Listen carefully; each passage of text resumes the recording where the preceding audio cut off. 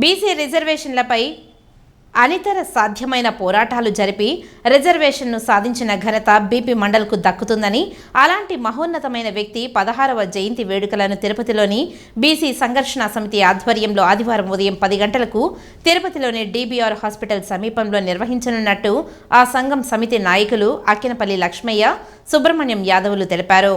Tirupati press క్లబ్లో శనివారం ఏర్పాటు చేసిన మీడియా సమావేశంలో వారు మాట్లాడుతూ, నేడు ప్రభుత్వాలు బీసీ రిజర్వేషన్పై కోతలు విధిస్తున్నాయని అన్నారు.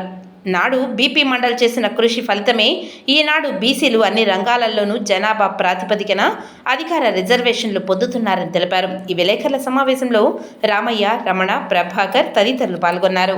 బీపీ మండల్ గారి 106వ జయంతి కార్యక్రమాన్ని బీసీ సంఘర్షణ సమితి ఆధ్వర్యంలో నిర్వహించడం జరుగుతుంది.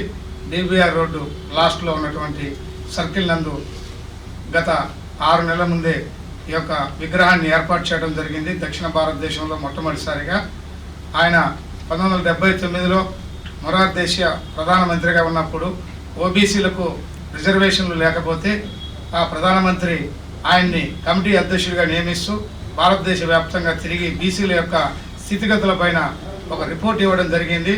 1980లో ఆ రిపోర్ట్ని రాష్ట్రపతి గారికి సమర్పించడం జరిగింది.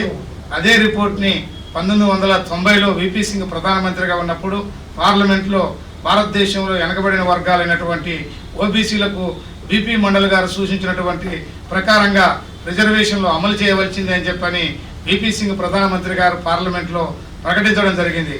అలాంటి మహోన్నతమైనటువంటి వ్యక్తి బీసీల గురించి స్వాతంత్రం వచ్చిన తర్వాత అంబేద్కర్ తర్వాత మరొక బీసీ నాయకుడిగా మా ఎక్కువ వెనకబడిన వర్గాలకు అందరికీ కూడా ఒక రిజర్వేషన్లను తీసుకొచ్చినటువంటి అంబేద్కర్ యొక్క ఆలోచన విధానాన్ని ఏ విధంగా ఎస్సీ ఎస్టీలకు రిజర్వేషన్లు కొనసాగాలని చెప్పని ఆ రోజుల్లో పెట్టాడో, అదేవిధంగా ఓబీసీలకు కూడా వెనకబడిన ప్రాంతాల్లో ఉన్నటువంటి వర్గాలకు వృత్తుల మీద ఆధారపడి అనేక కులాల్లో సంక్షేమంగా ఎదుర్కొంటున్నటువంటి వారిని కలిసి వాళ్ళ యొక్క స్థితిగతుల పైన ఒక సమగ్రమైన రిపోర్ట్ ఇచ్చిన దానివల్ల విపి సింగ్ గారు పార్లమెంట్లో దాన్ని ప్రకటించడం జరిగింది.